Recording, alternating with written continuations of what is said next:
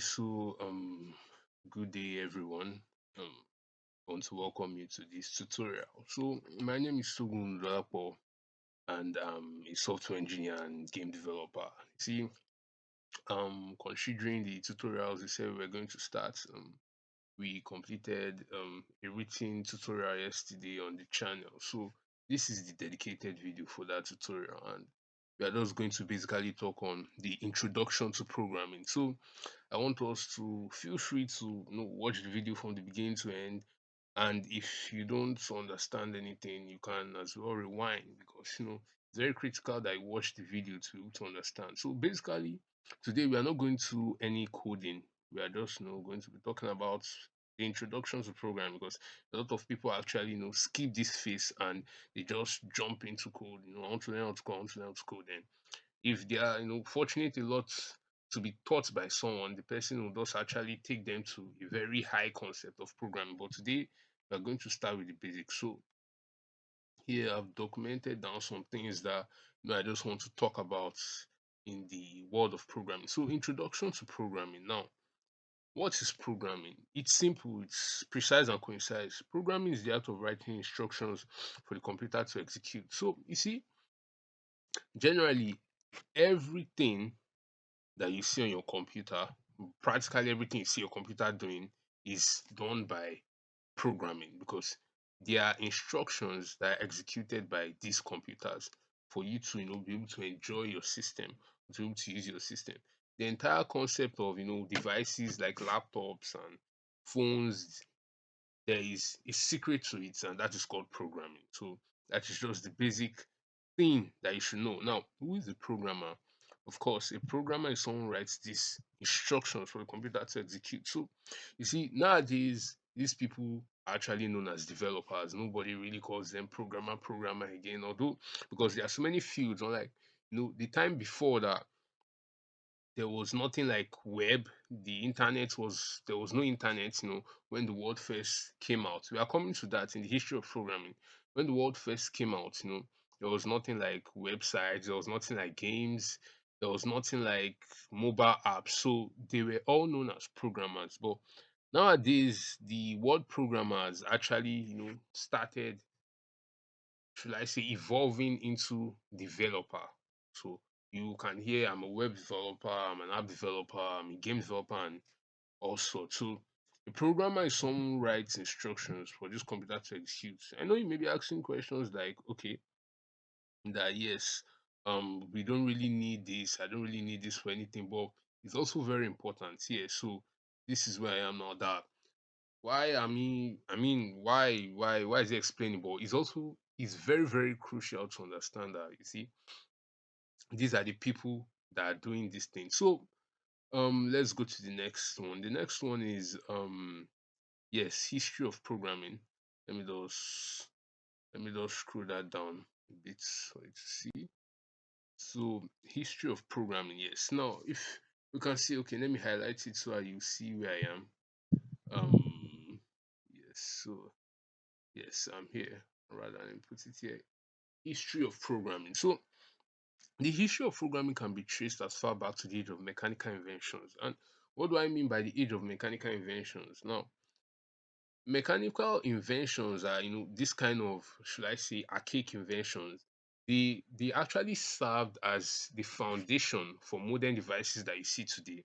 I'm talking about the age of inventions like difference engine. Now, difference engine was a computer that was practically the size of a room, invented by a particular British mathematician known as Charles Babbage, who is also believed to be the father of computer. Now, it says here that if you read it to me, the history of programming can be traced as far back as the age of mechanical inventions, e.g., the ages of difference engine and Euler calculation machine. Now, and Euler was also an inventor. He was actually a businessman who needed, some sort of calculator to calculate the gains at the end of the month that he made from his business. So, but here we are narrowing it down to Charles Babbage. So, yeah, Charles Babbage, if I can underline it here, Charles Babbage here was a British computer engineer, developed the difference engine.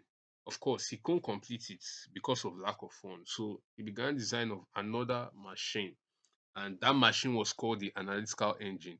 So there was something that struck him. So unfortunately, he died, and he couldn't complete the process of writing the algorithm of running the analytical engine.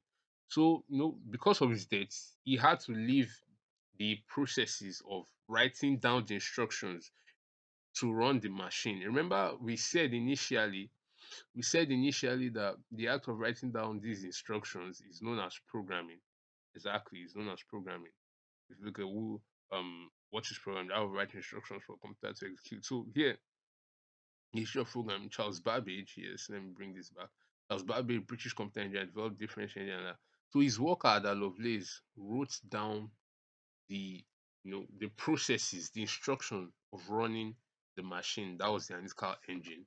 And so she was regarded as the first computer programmer. So I just shortened it here as Ada Love, but it's actually Ada Lovelace. So now that we understand that, I guess we are free to go into programming languages itself. So if you have been waiting for anything in this particular video, that would be programming languages. But before I go on in programming languages, I would really like you all to subscribe, because you see, um, subscription actually helps us push this video out to more people, and it helps to you know show other people that, okay, the people that watch this video initially are actually interested, and it's not just some crappy video, but it's actually something that is giving out information to other people.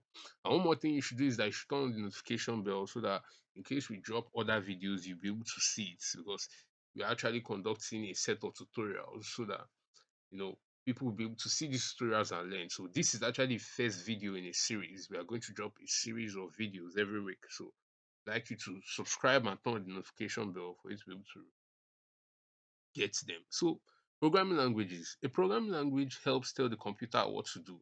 Some are very similar to the English language, e.g. JavaScript. So if we continue reading further, it says here that a programming language helps a programmer to write instructions in an English similar way before its translator converts the code to machine language. So you can see the note here that says machine language is also known as binary, which is what the computer understands, ones and zeros. But before we dabbling into any of this, machine language and binary, because it may be confusing to some people. Now, programming languages, just like you see artists have their, should I say, paintbrushes and palettes that they use for their profession. The same way programmers too need something, a tool that they must use to write these instructions, and that's simply what is called programming languages.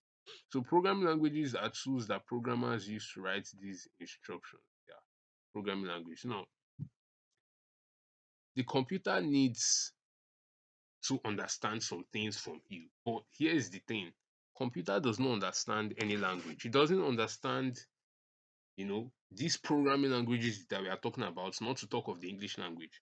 The only language the computer understands is binary, and that is known as ones and zeros. Now, binary is a combination of two numbers, which is ones and zeros. For example, now, let's say you have, if I can, okay, take a pen here and write, let's say, 1 0. Sorry, forgive my writing. It's because of I'm using a mouse. So 1 and 0. Now this, sorry, let me put one here. Now this will mean something to a computer, but generally you would just look at it as a series of ones and zeros. To some of us, this would just be 1010. It doesn't really mean anything, but it will transmit as another thing to computer. So yeah, exactly. That is what we're trying to say.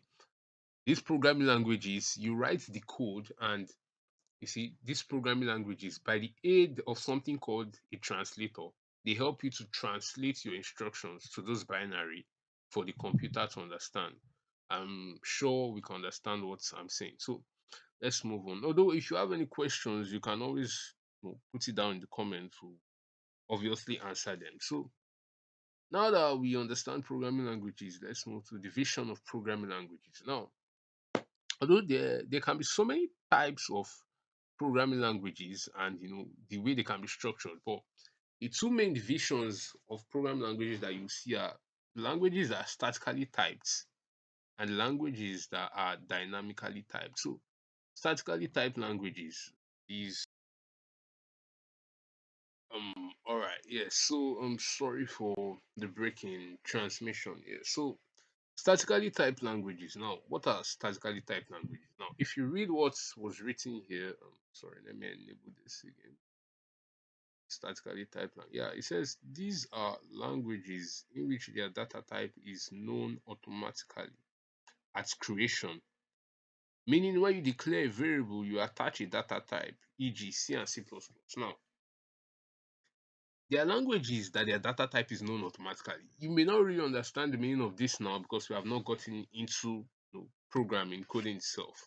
But one thing you should just understand is that the meaning of statically typed here is that anytime, for example, now, anytime a variable is created, now, let me just rush it up. A variable is just a storage mechanism that stores a value inside it so that, later in the code, your computer will be able to know that, okay, this variable is has been assigned to this value, so this is the value that it will call. So because of immediately the data type is given, the computer already knows the amount of memory allocation to give to that variable.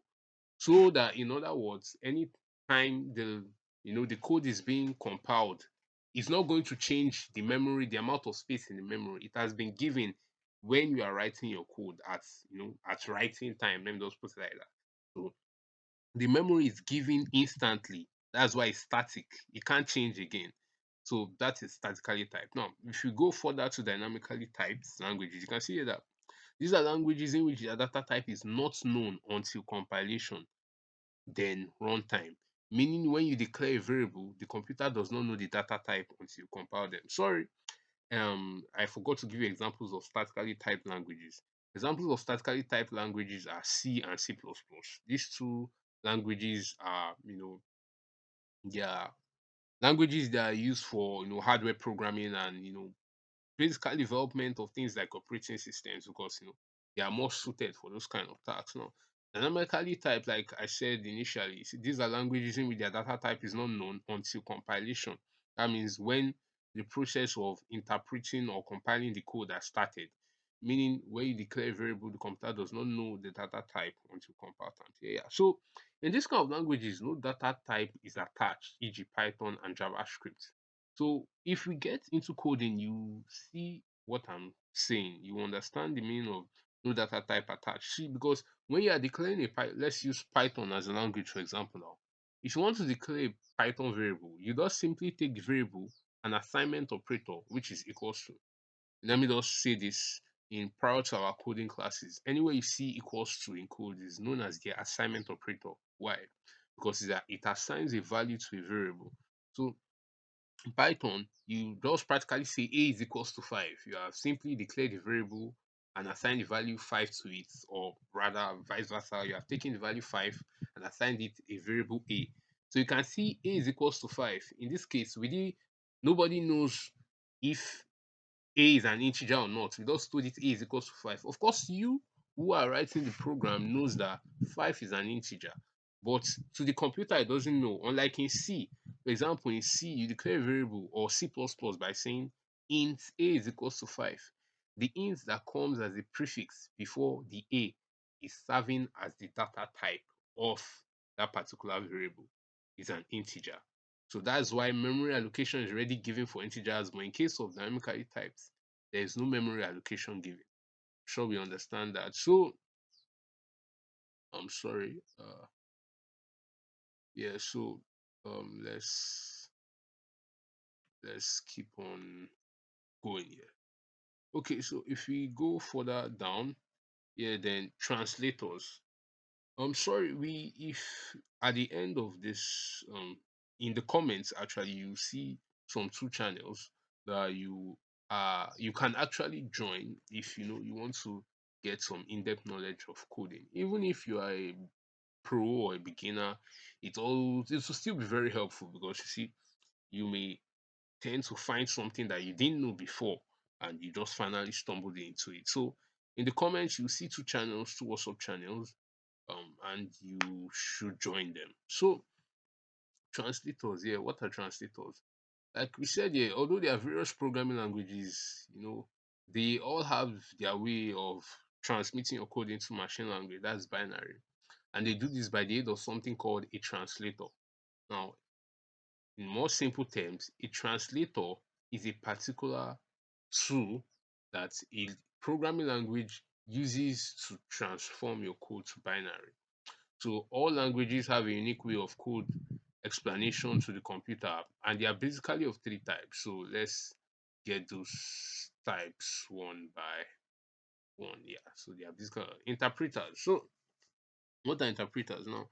Interpreters are a type of translators that translate line by line. So what do I mean line by line? Now, let's say for example you have let's say you have a code like code base and you have like 120 lines of code here. If you press run on let's say your IDE like VS Code, so we are still going to get into all those things. So follow along like VS Code and press run those 120 lines of code. Now, the interpreter, a language that uses an interpreter is going to start interpreting line by line, line one, line two, line three, until it gets to line 120. And so it somehow makes the language slow. Although there are some languages today like Python and JavaScript, there is something called PyPy for Python that and V8 for JavaScript that actually make them as fast as compilers. So one thing about interpreter is, I said interpret line by line. Another thing is that let's say in the case of errors now in your code, if you have an error at line 50, your code, since now we know that languages like Python and JavaScript use interpreters, your code will start interpreting from line 1 to line 49. Now, since the error is at line 50, it will first interpret and execute line 1 to line 49. Immediately it gets to 49, it will flag for an error telling you that there is an error on line 50. Practically, it traces back error, looking for where the error first occurred. So that's it about interpreters. Then compilers. Now, yeah, compilers. Now, compilers on the other hand are faster than interpreters. In what sense? You see, unlike interpreters that interpret your code line by line, compilers basically bundle the entire code and just give it to the computer. They execute it and give it to the computer. So you will have already guessed that in this kind of scenario, if there is an error in any line of your code, let's say if you are using a language that uses a compiler, it will even before it runs, it's going to flag for an error because unlike interpreters line by line, compiler take everything. So as it's taking everything and there's an error, it will give you back saying it can't even execute anything because there's an error there. So examples of languages that use compilers are C and C++. Yeah, so if you join the channels, you will find out better about this. And the last one, the last one are assemblers. Assemblers are they are also type of translators, but they are translators that are used for, how would I put it? They are used for languages that are great for things like scientific computing, numerical analysis, very, very heavy things. For example of a language that uses an assembler is assembly language. And assembly language is one of the most non-abstract languages that we know. Meaning, if you look at the code of assembly language, you won't really understand what is written there. So yes, you can see it here. Interpreters are the types of translators that convert your written down code program to machine language. To machine language via an interpreter. An interpreter is a translator that translates your code via line by line interpretation. E.g., if you have 120 lines of code, it starts from line 1 to reaches line 120, which makes an interpreter somewhat slow. Yeah, so if you go further down, you see example of language that use interpreters are Python and JavaScript. Compilers are much faster than basic interpreters. Instead of line by line, it does bundle your entire code and submit it to the computer, hence making the computer to execute your tasks instantly. If you have 120 lines of code, compilers just carry everything and bundle it to your computer as series of ones and zeros. If you have an error at line 50, unlike interpreters, that will execute from sorry for reading very fast, but you can pause the video at any time to catch up. If you have an error at line 50, unlike interpreters that will execute from line 1 to 49, compilers, even before the code runs, you'll get an error message saying error has been found. Example of languages that use compilers are C and C++, and assemblers Like we said, assemblers are a more complex. Sorry, this is meant. Yeah, so assemblers are a more complex kind of translator that group and assemble code for execution. They are mainly used with languages designed for machine work, like scientific computing or numerical analysis. Examples of such languages include the assembly language, and the assembly language is highly non-abstract, meaning it shows a lot of unnecessary code to a programmer. So, thank you, and that's going to be all for the first tutorial. That's the first topic. So, like initially, we said the first topic was introduction to programming, which a lot of people actually skip on their programming journey, and it has a way of coming back to them. They just miss everything up. They just jump into frameworks and libraries and things that they don't really understand. So, thank you, and calm down. Um, like we said, the workshop channels will be in the comments, and it will be very helpful for you to subscribe to this channel. All we talk about is tech, sometimes science, but tech mainly. So thank you, and we'll see you in the next video.